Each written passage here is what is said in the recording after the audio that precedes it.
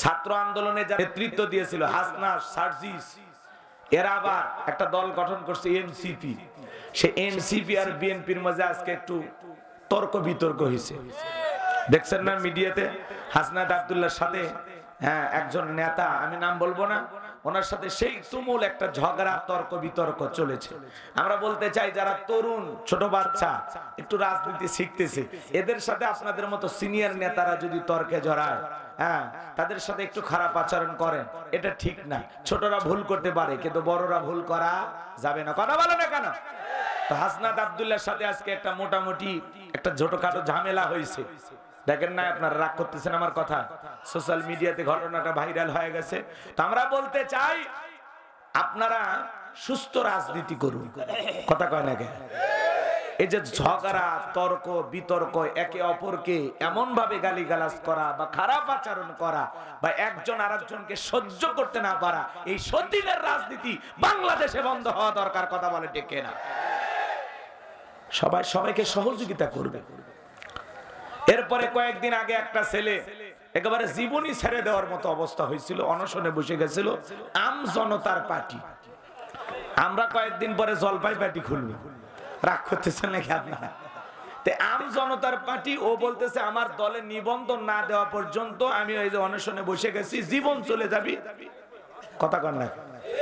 এই দেশে এমনও দল আছে খালি সভাপতি আর সেক্রেটারি আছে, ওই দলের কোনো কর্মী নেই। কথা কন নাকি আপনারা?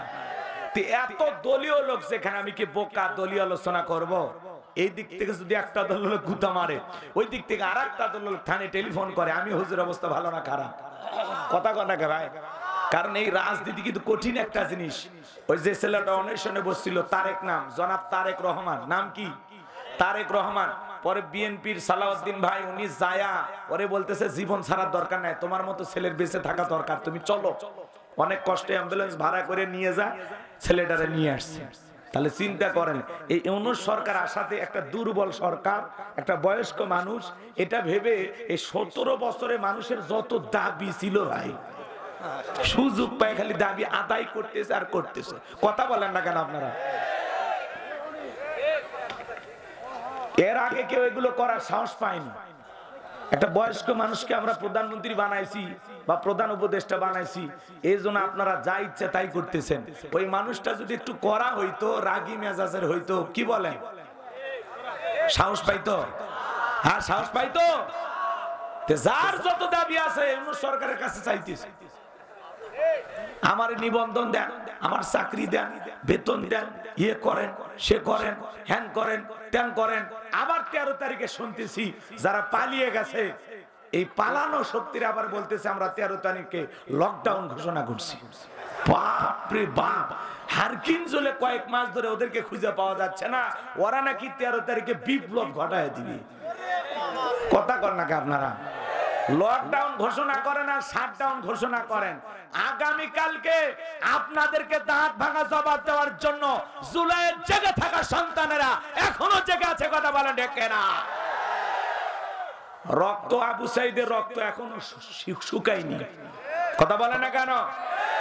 আবু সাইদ মুগ্ধ, শেষ হয়নি যুদ্ধ, আমরা ময়দানে ছিলাম, আসি। কথা বলে ঠিক না? আপনারা 16 বছর থাকলেন, তাও স্বাদ মেটেনি, আবার লকডাউন ঘোষণা করছেন।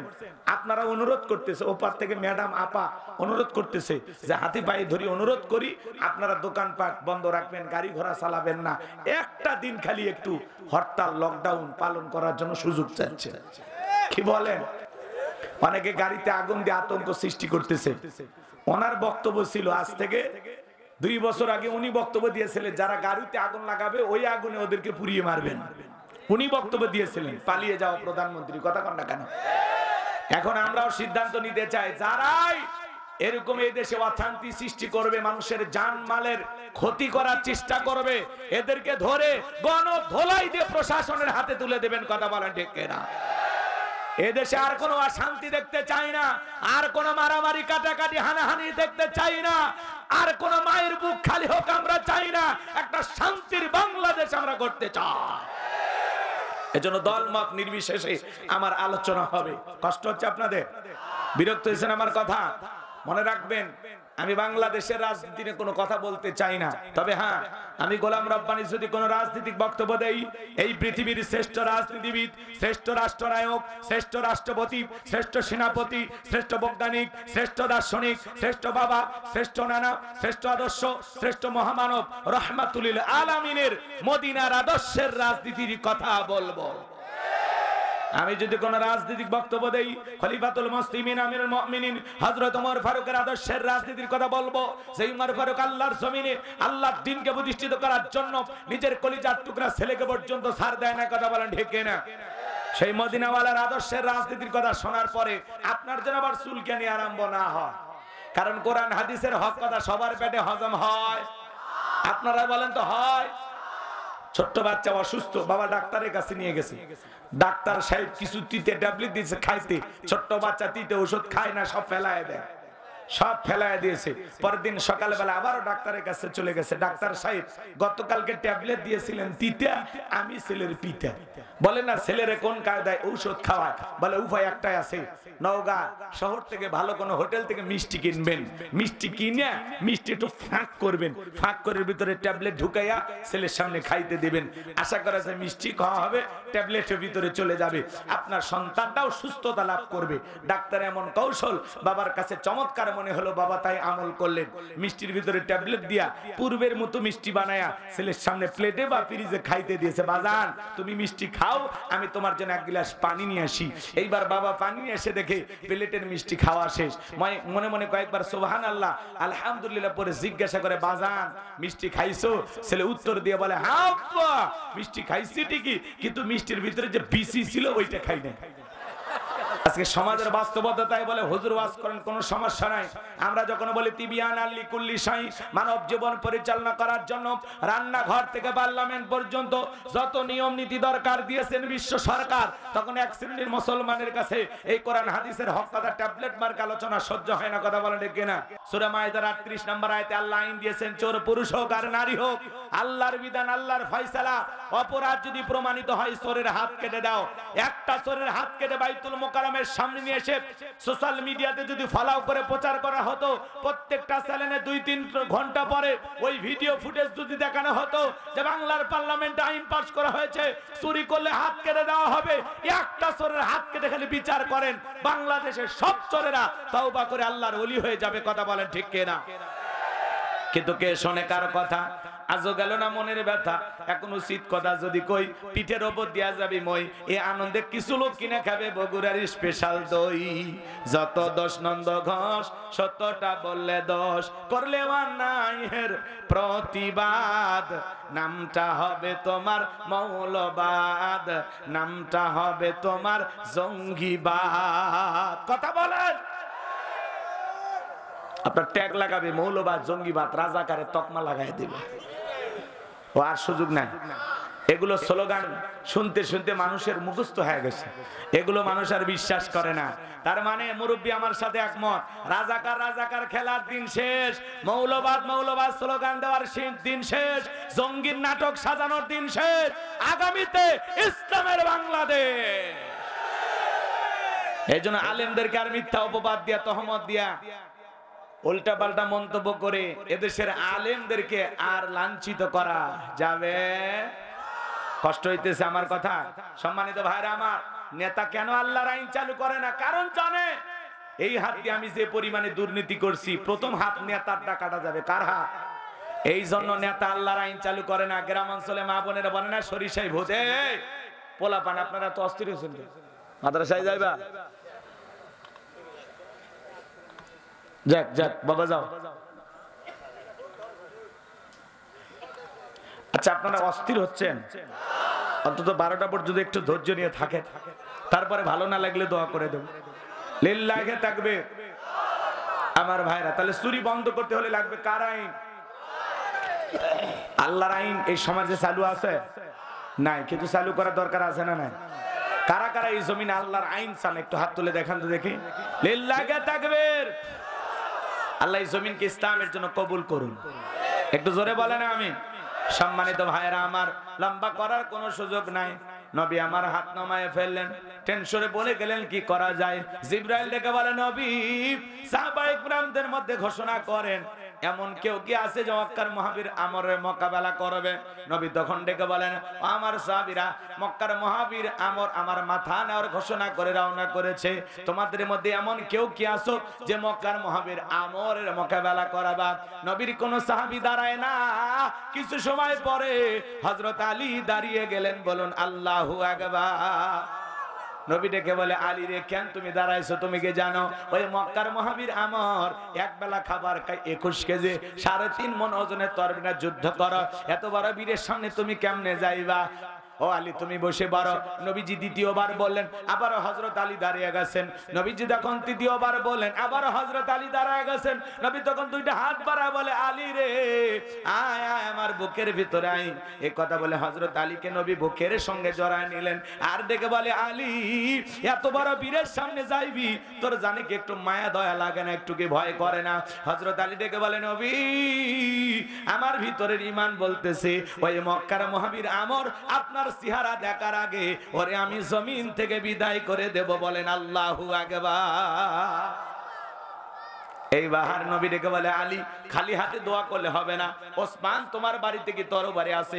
হযরত ওসমান ডেকে বলে, হ্যাঁ আমার বাড়িতে একটা তরবারি আছে 27 ইঞ্চি লম্বা। নবী ডেকে বলে, যাও তরবারি নিয়ে আসো। হযরত ওসমান তরবারি নিয়ে আসলেন। এখন তো তরবারি কথা শুনলে আমাদেরকে জঙ্গি বলে, কথা বলেন ঠিক কিনা? হযরত আলীর হাতে নবীজি তরবারি ধরায় দিলেন। হযরত আলী তরবারি পায় মারছে দৌড়, দৌড়াইতে দৌড়াইতে দৌড়াইতে আমরের মুখোমুখি যখন হয়ে গেছে, এইবার হযরত আলীকে দেখা মাত্রই আমর ডেকে বলে, কি রে পিচ্চি আলী, তুই কেন আমার সামনে? হযরত আলী বলতেছে, পিচ্চি না কি পরে বুঝাইতেছে, কোন আল্লাহু আকবার। কথায় আছে ছোট মরিচের ঝাল বেশি। বাড়িতে ঢুকছে চোর, বাড়িওয়ালা ল্যাংড়া, দুইটা পা নাই, কিছু না পারুক, খালি জবান দিয়ে যদি একবার আওয়াজ দেয়, কে রে, চোর থাকবি না, ভাগে দৌড় মারবি। একটা আওয়াজে অনেক কিছু ঘটে। মুসলমানেরা যদি আজও নারায়ে তাকবীর হুঙ্কার দিয়ে ময়দানে নামতে পারে, আল্লাহু আকবার স্লোগানকে হাতিয়ার বানাইতে পারে, বাতিলেরা লুঙ্গি পরার টাইম পাবে না। কথা বলেন ঠিক কিনা? এ তো মুসলমান শুতে গেছে।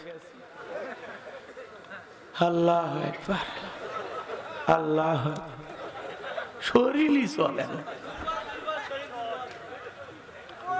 লিল্লাহে তাকবীর, এটার আওয়াজ হলো লিল্লাহে তাকবীর।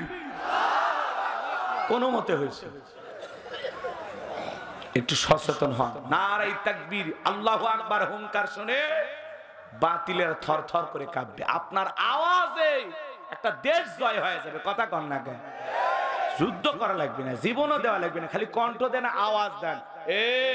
আমরা মুসলমান রে, কি মনে করিস? ধরি না দেখে একেবারে সিলে ফেলে দেব, সিলে ফেলে দেব, ভালো হয়ে যা, সার দিছি। কথা কন না কেন?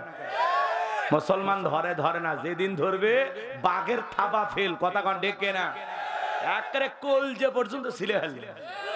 বেড়া কিছু কই না দেখেন না, সোজা হয়, ভালো হয়। কথা কন, রাগ করতেছেন মনে হয় আমার ভাইয়েরা। হযরত আলী এইবার তরবারি দিয়ে দাগ টানতেছেন আর একটা দোয়া পড়তেছেন। এই দোয়াটা যদি আপনারা পড়ে বাড়ির চতুর্দিকে ফু দিতে পারেন, বড় বড় দুর্ঘটনার হাত থেকে আল্লাহ আপনার ঘরকে হেফাজত করবেন। বলবো সেই দোয়া কি? শোনেন শোনেন। হযরত আলী এবার দোয়াটা পড়তেছেন আর দাগ টানতেছেন। এরকম দাগ টানা হয়ে গেল, তরবারিটা উঁচু করে বলে, এই মক্কার মহাবীর আমর, তোর যদি সাহস থাকে দাগটা পার হয়ে নবীজির কাল্লা নিতে যা। এ আয় আয়, খেলা হবে, আয় আয়, দাগটা পার হ। আল্লাহু আকবার বলে। হযরত আলী যখন হুঙ্কার মারছে, আমর থরথর করে কাঁপা শুরু করছে। হযরত আলী আর আমর বাজা বাজা ভাব। পুরো ঘটনাটাই শুনবেন, কথা কানা শুনবেন। কারা কারা একটু হাত তোলেন তো দেখি। লিল্লাহে তাকবীর। হাত নামান আমার ভাইয়েরা। গভীর মনোযোগ দিয়ে কথাগুলো শুনবেন। আমি যে কথা বলতে চাচ্ছিলাম বাজান, পুরো পৃথিবীর ক্ষমতা আল্লাহ রাব্বুল আলামিন চারজন মানুষকে দিয়েছিলেন। এর মধ্যে দুইজন ঈমানদার আর দুইজন হলো কাফের। দুইজন ঈমানদারের মধ্যে একজন হলো পয়গাম্বার, নাম হলো সুলাইমান। সুলাইমান আলাইহিস সালামকে আল্লাহ রাব্বুল আলামিন পুরো পৃথিবীর বাদশাহী দান করেছিলেন। আল্লাহর নবী সুলাইমান আলাইহিস সালামকে আল্লাহ তাআলা এমন রাজত্ব দান করেছিলেন বাজান, মানব দানব জিন ইনসান সকলে তার হুকুম মানতে বাধ্য ছিল। পিপিলিকার ভাষা পর্যন্ত বুঝতো। আল্লাহ তাআলা তাকে একটা তক্তের সিংহাসন দান করেছিলেন, যেখানে ইচ্ছা তিনি বাতাসের সাহায্যে সিংহাসন সেখানেই তাকে ওড়ায় নিয়ে যাইতেন। বলুন আল্লাহু আকবার। এখন জাহাজ গাড়ি হাওয়ায় চলে, ওগো কলেরই বিধান। একদিন বিনা কলে হাওয়ায় চলতো নবী সুলাইমান, মোরা সেই মুসলমান। একটু জোরে বলেন না আল্লাহু আকবার। নবী সুলাইমানের ঘটনা কাহিনী, ইতিহাস, বাদশাহীর কাহিনী যদি বলতে যাই বাজান 2-3 ঘন্টা চলে যাবে, আলোচনা শেষ হবে না। তাহলে এক নাম্বার হলো নবী সুলাইমান আলাইহিস সালামকে আল্লাহ রাব্বুল আলামিন পুরো পৃথিবীর বাদশাহী দান করেছিলেন। আর 2 নাম্বার হলো বাদশা জুলকারনাইনকে আল্লাহ রাব্বুল আলামিন পুরো পৃথিবীর বাদশাহী দান করেছিলেন। এই বাদশা জুলকারনাইনকে আল্লাহ পাক পৃথিবীর ভূখণ্ডে 1 নয় 2 নয় 1600 বছর পর্যন্ত হায়াত দান করেছিলেন। বলুন আল্লাহু আকবার। বাদশা জুলকারনাইনকে আল্লাহ এমন একটা ঘোড়া দিয়েছিলেন পৃথিবী ভ্রমণের জন্য। ওই ঘোড়ায় উঠে যদি একবার চাবুক মারতেন, এক এক কদমে হাজার হাজার মাইল রাস্তা পাড়ি দিত। বলেন আল্লাহু আকবার। সূর্য উদয় হতে সূর্য অস্তগামী পর্যন্ত, পূর্ব থেকে পশ্চিম পর্যন্ত পুরোটা পৃথিবীর ক্ষমতা আল্লাহ তাআলা তাকে দান করেছিলেন। বাজান গো আমার, এজুজ মাজুজের নাম আপনারা শুনেছেন। তাদের সামনে যে বিশাল একটা প্রাচীর নির্মাণ করে দিয়েছিলেন যেই বাদশা, সেই বাদশার নাম বাদশা জুলকারনাইন। আল্লাহু আকবার। বাদশা জুলকারনাইনের ইতিহাসে আজকে বলার সুযোগ নাই। তাহলে 1 নাম্বার নবী সুলাইমান, 2 নাম্বার হলো বাদশা জুলকারনাইন, যাদেরকে আল্লাহ রাব্বুল আলামিন পুরো পৃথিবীর বাদশাহী দান করেছিলেন। আর 2 জন কাফেরকে আল্লাহ পাক পুরো পৃথিবীর বাদশাহী দান করেছিলেন। এর মধ্যে একজন জালেম বাদশা, বাদশার নাম হলো বাদশা বখতে নাসর।